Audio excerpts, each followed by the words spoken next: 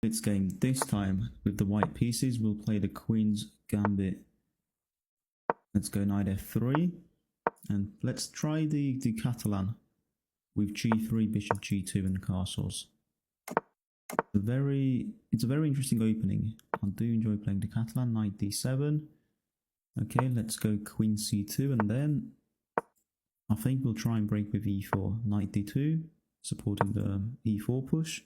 And now I think it's time to break with this move. It does. Okay, let's take. It does give us the center. Queen c2, the central pawn, c4 and d4. We'll complete development with bishop g5 or bishop f4, and then the rooks will be connected. Rook e1, rook d1, for example, looks logical. But for now, yeah, for now this is fairly normal. The only thing I don't like about bishop g5 is the move h6, which forces me to either take or come back to f4 anyway. So the question is, do I start with rook d1? I think we do. Let's start with rook d1. a4, okay. Don't really mind this pawn going all the way down to a3, because we can simply go b3 if they do that. Queen a5. Let's play rook c1, improve the rooks. Knight h5 now.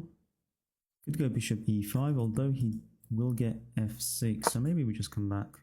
The knight looks misplaced on h5 again. Now he goes back, which looks like lost him a tempo there. Let's go h4, expand on the king side a little bit, bring the bishop back.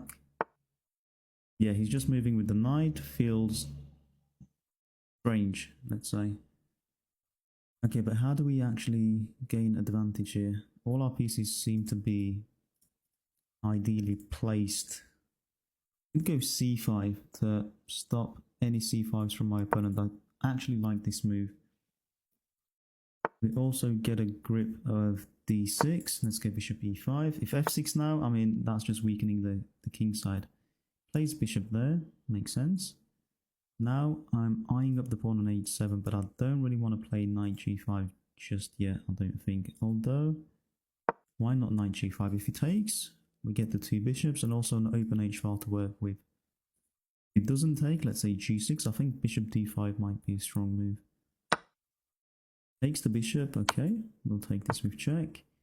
And I think we simply recapture. There's no need to throw in this check just yet, because king e7 and the queen's under attack, so let's just recapture. We are a pawn up. His bishop on c8 is basically dead. And yeah, we're about to win a second pawn with queen h8 and queen g7.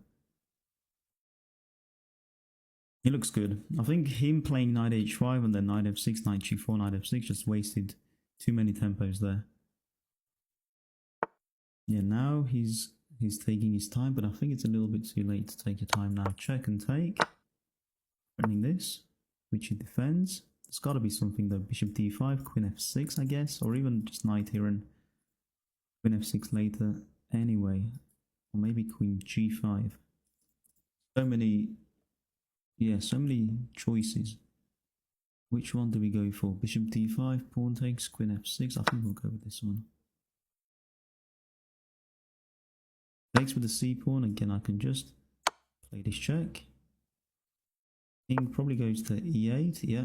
And now I was thinking go c6, but there might be some tricks with rook d5 at the right time.